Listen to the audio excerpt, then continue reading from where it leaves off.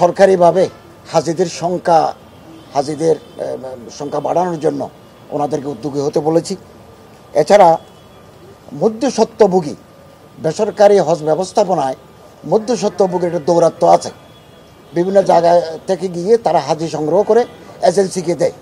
এজেন্সির মালিকের সাথে ওই হাজির যোগাযোগ নাই, নামও জানে না, চিনিও না। ফলে আমাদের ধর্ম মন্ত্রণালয়ের একটা নির্দেশনা আছে যে হাজিদের সাথে এজেন্সির চুক্তি থাকতে হবে। আপনি কোন মানের বাড়িতে রাখবেন, খাবার ক্যাটারিং সার্ভিস কিভাবে দিবেন, ট্রান্সপোর্টেশন কতটুকু দিবেন, এগুলোর সাথে চুক্তি। ওনারা মালিককে চেনেও না, চুক্তিও করেন না। ফলে অনেক সময় এই বিপর্যয় দেখা দেয়, ভুল বুঝাবুঝি হয়, আমাদের কাছে বিচার আসে। আমি বলেছি মধ্যস্বত্বভোগীদেরকে চিহ্নিত করার জন্য। এবং আমরা এই পর্যন্ত 350 মডেল মসজিদ কাম ইসলামিক সেন্টার আমরা নির্মাণ কাজ সম্পন্ন করেছি। আমি গতকাল কক্সবাজারের পেকুয়ায় একটা মডেল মসজিদ উদ্বোধন করে এসেছি। এভাবে আমার সচিববৃন্দ বাকিগুলো আরও 49টা করবেন, আমিও থাকবো কিছুতে। 214টি আমরা নতুন মডেল মসজিদ নির্মাণ করব প্রতিটি উপজেলায়। তো এগুলোর ক্ষেত্রে যাতে সাইট সিলেকশন ভালোমতো হয়, সাইট সিলেকশন কমিটির সভাপতি হচ্ছেন জেলা প্রশাসকগণ। সাইটটা যাতে প্রপারলি সিলেকশন হয়, নির্মাণ সামগ্রী যাতে উন্নত হয়, এই ব্যাপারে ওনাদের কঠোর মনিটরিং, নিবিড় পর্যবেক্ষণের জন্য আমরা ওনাদেরকে বলেছি। মসজিদ ব্যবস্থাপনা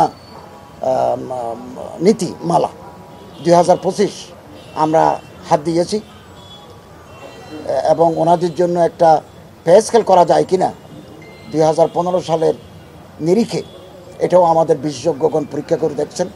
তাহলে সরকারি এবং স্বায়ত্তশাসিত, অর্ধস্বায়ত্তশাসিত, ওয়াকফ নিয়ন্ত্রিত মসজিদগুলোতে আমরা এই ইউনিফাইড পে স্কেল কার্যকর করতে পারবো। আর যেগুলো বেসরকারি মসজিদ আছে এগুলো জেলা প্রশাসকদের মাধ্যমে, যে মসজিদগুলো ইকোনমিক্যালি সলভেন্ট ক্যাপেবল, তারা যাতে এই পে স্কেল কার্যকর করে, আর করতে না পারলে ধীরে ধীরে যাতে তারা সামনে এগিয়ে যায়, এ ব্যাপারেও ওনাদের আমি সহযোগিতা চেয়েছি। এবং বিভিন্ন জেলায় অনেক দেবোত্তর সম্পত্তি ব্যাহত হয়ে গেছে, এগুলো পাবলিক দখল করে নিয়েছে।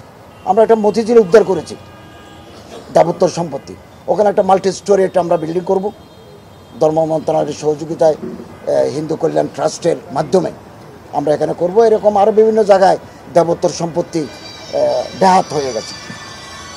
শত শত একর ওয়াকফ এস্টেট সম্পত্তি ব্যাহত হয়ে গেছে এবং আমরা এগুলো উদ্ধারের চেষ্টা করছি। জেলা প্রশাসকদেরকে আমরা নির্দেশ দিয়েছি, মন্ত্রণালয় থেকে নির্দেশনা গেলে তারা যেন এটা বাস্তবায়ন করেন।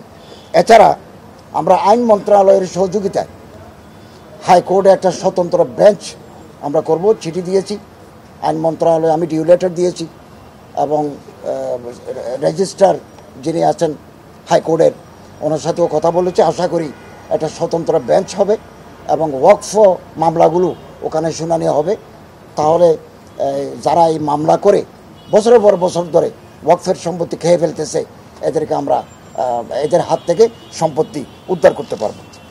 এবং এভাবে আমরা জেলা প্রশাসক মহোদয়ের, আমাদের মন্ত্রণালয়ের সমস্ত কাজ জেলা প্রশাসকের সাথে যুক্ত, ইউনিয়নের সাথে যুক্ত, ওনাদের সহযোগিতা চেয়েছি এবং যাতে আমরা একটা সুন্দর কল্যাণমুখী বৈষম্যহীন অসাম্প্রদায়িক একটা দেশ আমরা করতে পারি, সে সহযোগিতা আমরা চেয়েছি জেলা প্রশাসকদের কাছে।